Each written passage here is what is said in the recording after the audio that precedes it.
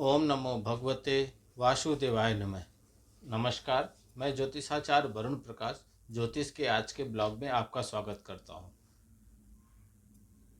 आने वाला महीना कैसा रहेगा आपके लिए, इस सिलसिले में राशि क्रम के इस सिलसिले में आज मैं चर्चा करूंगा वृषभ राशि का। मेष राशि के बारे में मैं आपको पहले वीडियो बना के दे चुका हूं। वृषभ राशि के बारे में आज बताऊंगा कि आपका अक्टूबर का महीना कैसा रहेगा। हर क्षेत्र में जो बेसिक रिक्वायरमेंट होती है जीवन जीने के लिए, आमतौर पे हम जीवन जीने के लिए सबसे पहले पैसे की ज़रूरत पड़ती है, धन की ज़रूरत पड़ती है, हमको जानते ही आप। फिर उत्तम स्वास्थ्य, स्वास्थ्य अच्छा है तो हम पैसा कमा सकते हैं, अगर स्वास्थ्य खराब है तो हॉस्पिटलाइज है तो पैसा कैसे कमाएंगे। फिर हमारे अंदर खुशियाँ हो, यानी कि हमारा व्यापार अच्छा चले, हमारे परिवार में वातावरण अच्छा रहे, तो परिवार की स्थिति, धन की स्थिति, व्यापार की स्थिति, स्वास्थ्य की स्थिति, हमारे दोस्तों की स्थिति, और विवाहित है तो हमारा जीवन कैसे रहेगा, अविवाहित है तो हमारी प्रेम की स्थिति, सभी विषयों पे मैं आपको विस्तार पूर्वक बताऊंगा। और कार्यक्रम के अंत में मैं आपको उपाय बताऊंगा। उपाय आप अवश्य किया कीजिए। वीडियो देखने से जितना लाभ मिलेगा उससे कहीं ज़्यादा लाभ आपको उपाय करने से मिलेगा, क्योंकि उपाय ही वह जड़ी बूटी है, उपाय ही वह समाधान है जिसको करने से आपको तुरंत का तुरंत लाभ मिलना चालू हो जाता है। अगर किन्हीं कारण वजह से आपको ऐसा लगता है कि आप जीवन में जो कुछ हासिल करना चाहते हैं वह तो हासिल करना चाहते ही हैं, लेकिन आप उपाय नहीं कर पाते, उपाय जानते हुए भी आप उपाय कर नहीं पाते। बहुत ऐसा होता है कि हमको सब कुछ मालूम होता है लेकिन हम करते कुछ भी नहीं है। वो ग्रह नक्षत्रों के दोष की वजह से होता है। ग्रह नक्षत्र हमारे अंदर ऐसी एनर्जी डाल देते हैं कि हम जानते हुए भी कुछ कर नहीं पाते। तो स्क्रीन पे चल रहे नंबरों पे हमसे संपर्क कीजिए। आपके हर समस्या का समाधान बताया जाएगा। यह सुविधा शुल्क के साथ उपलब्ध है। आप हमसे संपर्क करके अपने जीवन में हर तरह की समस्याओं का समाधान पा सकते हैं, अथवा अगर आप चाहें तो करा सकते हैं।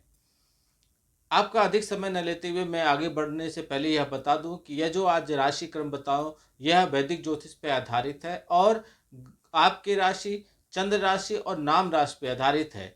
अगर आप अपने बारे में एकदम सटीक जानना चाहते हैं तो अपने कुंडली का विश्लेषण करा लीजिए। कुंडली का विश्लेषण करा के आज के समय में वर्तमान की स्थिति और आपके जन्म के समय में ग्रहों की स्थिति को देखकर काफ़ी कुछ सटीक बताया जा सकता है। अगर आप हमसे व्यक्तिगत रूप से मिलना चाहते हैं तो हमारे कार्यालय के नंबर पर संपर्क कर लीजिए। इस समय हमारा प्रवास अभी उत्तर प्रदेश में है, फिर मैं पुणे जाऊंगा, फिर दिल्ली, ऐसे प्रवास होता रहता है। आप हमसे वहाँ भी मिल सकते हैं, अथवा आप हमसे संपर्क करके टेलीफोनिक भी परामर्श प्राप्त कर सकते हैं। संकोच मत कीजिए।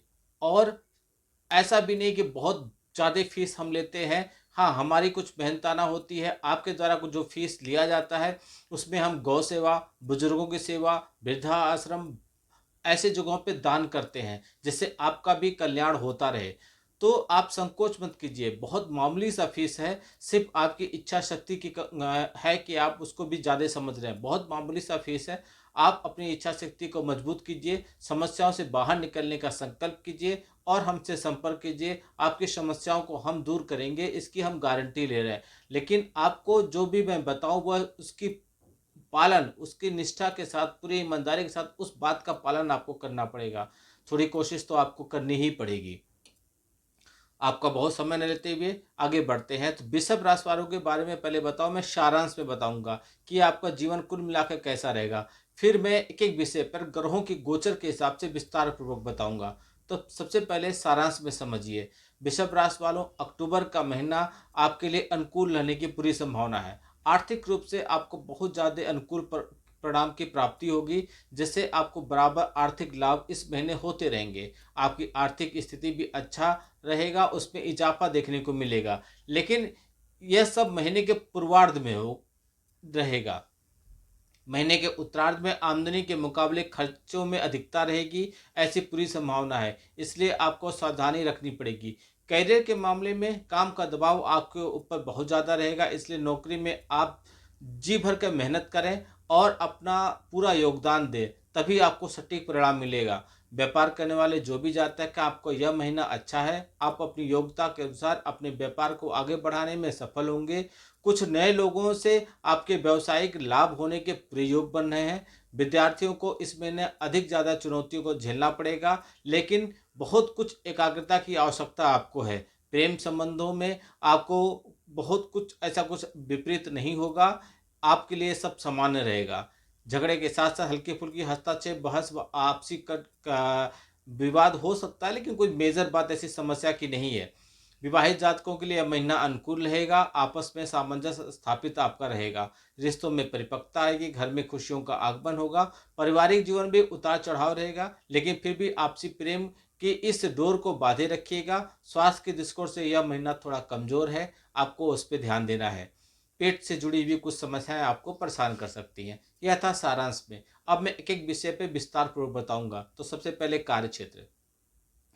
करियर के दृष्टिकोण से यह महीना ज़्यादा मेहनत कराएगा। दसम भाव के स्वामी शनि महाराज दसम भाव में वक्री अवस्था में पूरे महीने विराजमान रहेंगे, जिसकी वजह से आपको अपने कार्य क्षेत्र में बहुत ज़्यादा काम का दबाव महसूस होगा। आप लगातार मेहनत करेंगे, यह मेहनत तो व्यर्थ नहीं जाएगी, लेकिन उसका परिणाम आपको देर से मिलेगा। आपके अंदर निराशा आ जाएगी, लेकिन कुछ समय के बाद जब छठे भाव के स्वामी शुक्र महाराज महीने के पूर्वार्ध में छठे भाव में विराजमान रहेंगे, तो नौकरी में आपकी स्थिति अनुकूल बन जाएगी। विरोधियों को धूल चटाने की स्थिति में आप आ जाएंगे, मजबूत हो जाएंगे। इसके बाद 13 अक्टूबर से शुक्र सप्तम भाव में आ जाएंगे, जिससे आपके अपने कार्यक्षेत्र में अच्छे पदभार मिलने का, प्रमोशन मिलने का पूरा योग बन रहा है। राहु महाराज एकादश भाव में पूरे महीने विराजमान रहेंगे। आपके वरिष्ठ अधिकारी पर, आप पर और उनकी आप पर, आपकी उनके पे, दोनों पर नज़र रखे रहेंगे बराबर से। चापलूसी करने से बचिएगा। इधर उधर की बातें, कहाँ सुनी बातें, किसी के कान भरना, ये सब बातें आप मत कीजिएगा। सप्तम भाव के स्वामी मंगल महाराज महीने के पूर्वार्ध में दूसरे भाव में रखकर व्यापार को अच्छा धन लाभ देंगे। एकादश भाव के राहु और प्रथम भाव में बैठे बृहस्पति की दृष्टि आपके सप्तम भाव पे रहेगी, जिससे आर्थिक चुनौतियां आपके लिए थोड़ी कम होने लगेंगी। 20 अक्टूबर से कर्क राशि में आपके तीसरे भाव में आ जाएंगे। कौन आ जाएगा वह मैं आगे आपको बताऊंगा। वीडियो को विस्तार पूर्वक देखिए, तभी आपको चीज़ें समझ में आएंगी। वक्री शनि महाराज बृहस्पति महाराज की दृष्टि पूरे महीने आपके सप्तम भाव पर रहेगी, जैसे व्यावसायिक साझेदारी में सामंजस्य स्थापित कर पाएंगे आप। आर्थिक स्थिति की बात करें तो सूर्य, बुध और केतु महीने की शुरुआत में आपके पंचम भाव में बैठकर एकादश भाव को देखेंगे, और एकादश भाव में पूरे महीने राहु महाराज भी रहेंगे, जैसे आपकी आमदनी दिन प्रतिदिन बढ़ेगी। आर्थिक संपन्नता आपके अंदर दिखाई पड़ेगी। दूसरे भाव में द्वादश भाव के स्वामी, सप्तम भाव के स्वामी मंगल महाराज विराजमान न कर व्यापार को बाहरी माध्यमों से धन की प्राप्ति कराएंगे, जिससे आपका बैंक बैलेंस बढ़ेगा। देवगुरु बृहस्पति प्रथम भाव में बैठकर आपको सही निर्णय लेने की क्षमता प्रदान करेंगे, जिससे आपको सब रास्ते, धन के आने के सारे मार्ग धीरे धीरे खुलने लगेंगे। वक्री शनि महाराज पूरे महीने दसम भाव में बैठकर आपके द्वादश भाव को देखेंगे, जिसमें खर्चों में कटौती करने में आपकी मदद करेंगे, जिससे महीने का पूर्वार्ध बहुत ही बढ़िया रहेगा।